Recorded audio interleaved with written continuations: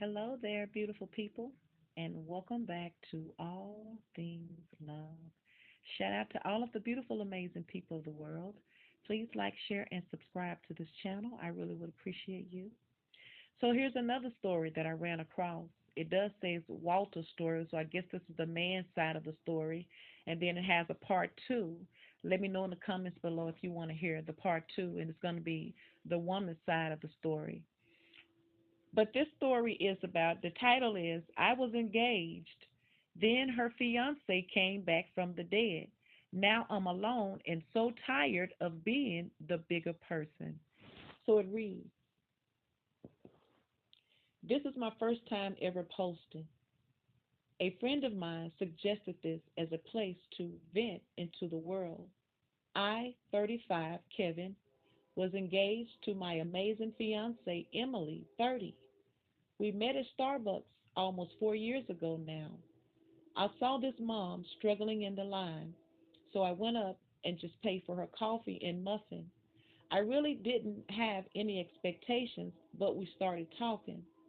I noticed she didn't have a wedding ring on her finger and decided I'd shoot my shot. I didn't want to be awkward, so I just slipped her my business card with my cell on it and told her no pressures. Figured if she was married, she could just toss it. She could just toss the card in the trash. I was ecstatic when she called me the next day.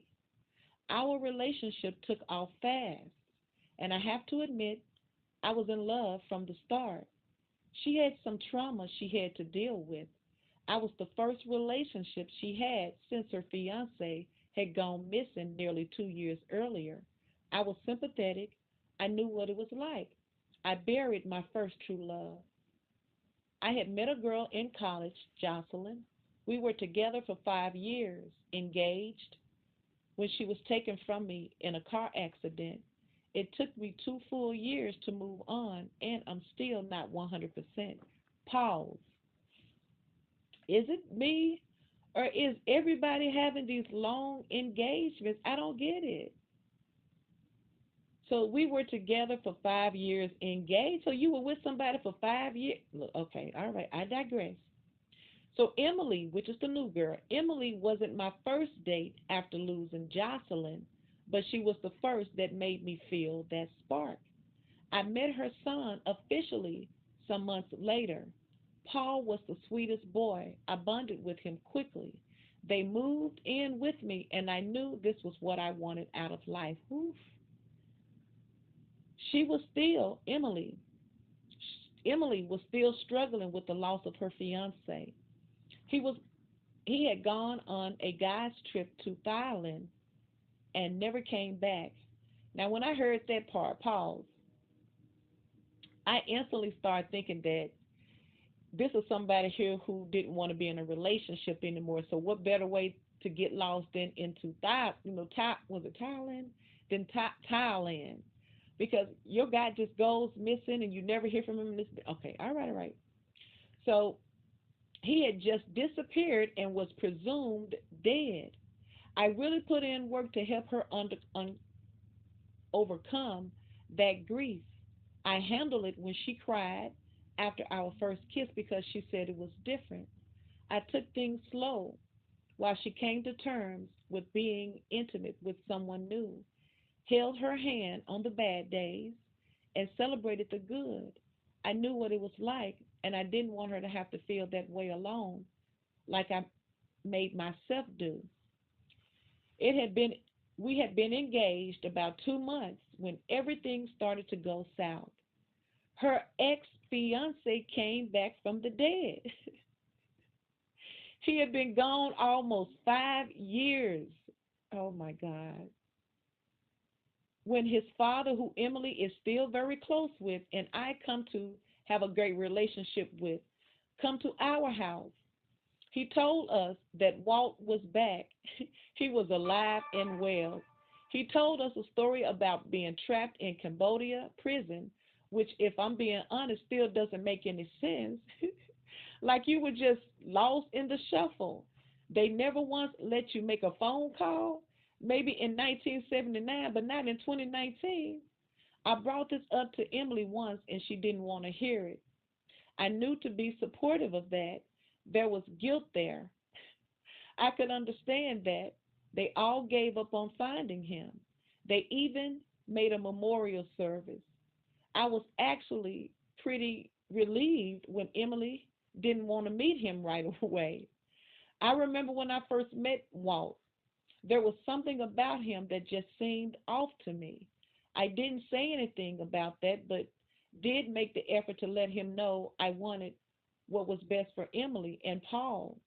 I even got the guy a job working for my brother Kyle. I didn't ever want to deny him his son, but I really needed him to understand that this was going to be hard on the people he left behind. We were plenty cordial with each other, but I will admit I played a bit overly nice, especially since I'm pretty sure he was cussing me under his breath. Oof. Once they met in person, it was the beginning of the end. Ooh, snap. My whole life, I've been the bigger person, except for one time in high school. However, watching my fiance have an emotional affair right in front of my face for the next 4 months was a bit much, even for me. I knew he was her son's father, but they got real close real quick. Wait. Oh, snap, y'all. It's not funny, but oh my God, can you imagine that? Even if it says it's fiction, you can imagine something like that could actually happen. Can you imagine in that moment? Whew. Okay, but they got real close real quick.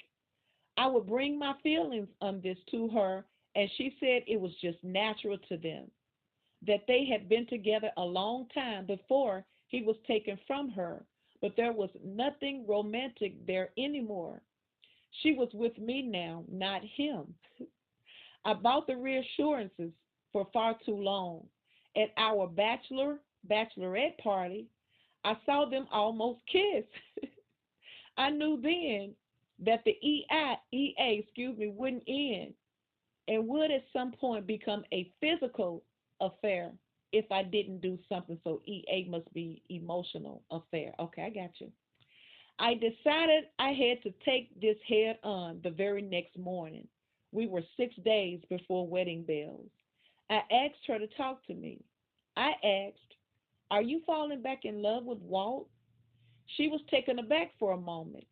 I never completely stopped. Oh my gosh. She said, "I never completely stopped. A part of me will always love him. We were separated through circumstances, not by either of our own failings, but I told you there's nothing more between us." I pushed forward. "I saw last night. I know you both thought I got there after, but I saw you dance. I saw you almost kiss. I just want to know if you want him more than you want me." She began to cry. "No, I made a commitment to you. I will not go back on it.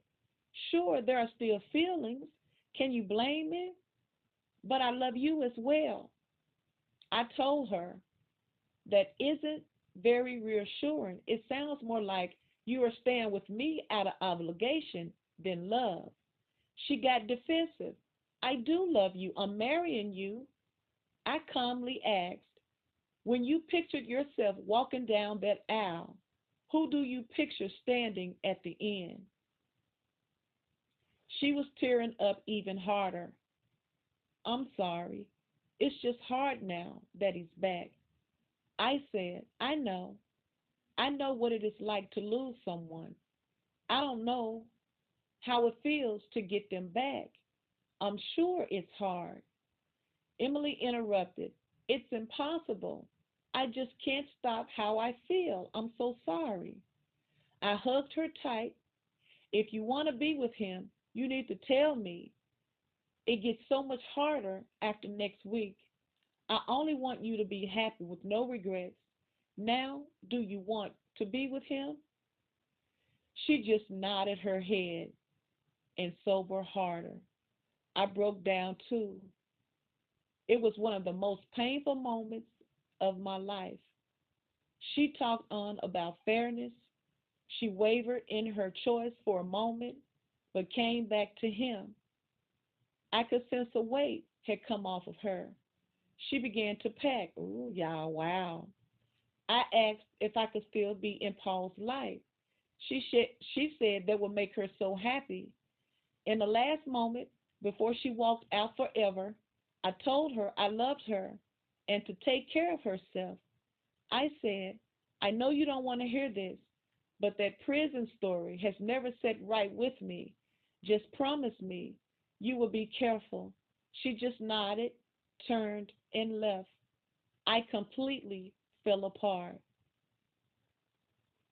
I was left with the daunting task of telling my family, who all adored Emily, and getting back as much money as I could from the deposits. My brother was so angry he wanted to fire him.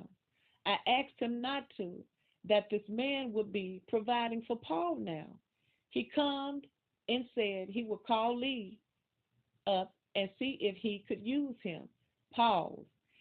Y'all, not only did the new guy that she'd have moved her and her child in with, not only is he being a good dad for him, but he done went and got the man a job, y'all.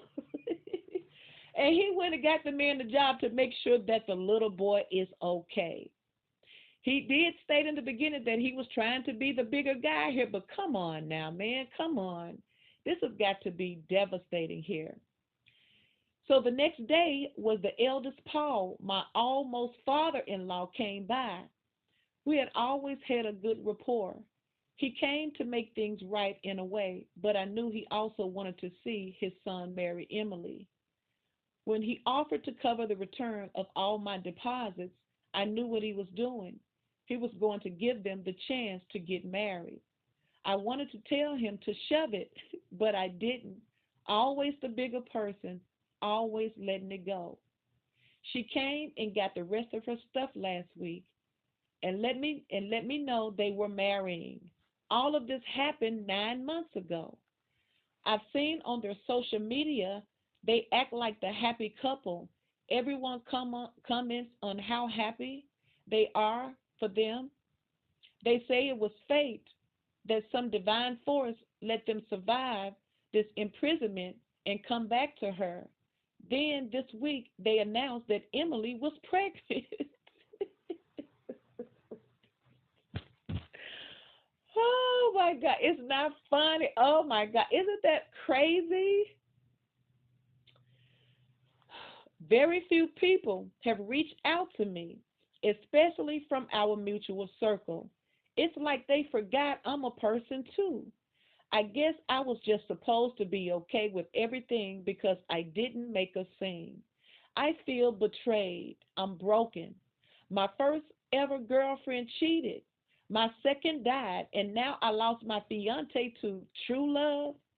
This house I live in used to be filled with hope for the future. Now it just has me wallowing in self pity. I was only able to see Paul twice this whole time, both of those in the first month. Then the separating me from their loves began. That's been the hardest part. I miss my little buddy. This was a boy who called me dad, who sat on my lap every single night while I read him a story from his 5 minutes Marvel books. He would fall asleep on me every day, and I would go lay him in his bed. You don't just turn that off. I miss him so much. I just don't get it. How is this fair? I never cheated. I never raised my voice. I treated her with respect, care, love, and somehow I feel like I'm viewed as the bad guy in this story. How am I the one who deserves to be punished? I just wanted to raise Paul as my own, to love his mother and wake up to her every day, to give them the best life I could. Where is the justice in this? Where? I don't expect anyone to feel sorry for me. We all have our losses. I just needed to get this off my chest. Now, that's Paul's story here. Now, Emily does have a story too, which would be part two if you're interested. Let me know in the comments below if you're interested in hearing what Emily has to say, because for all we know, Emily may have received karma. For all we know, the one who she dropped the new love for the old love may be an imposter. Imposter. I'm telling you, something crazy is going to happen. Watch. But this is all things love. Please like, share, and subscribe to this channel. Thank you so much, and I'll talk to you in the next one.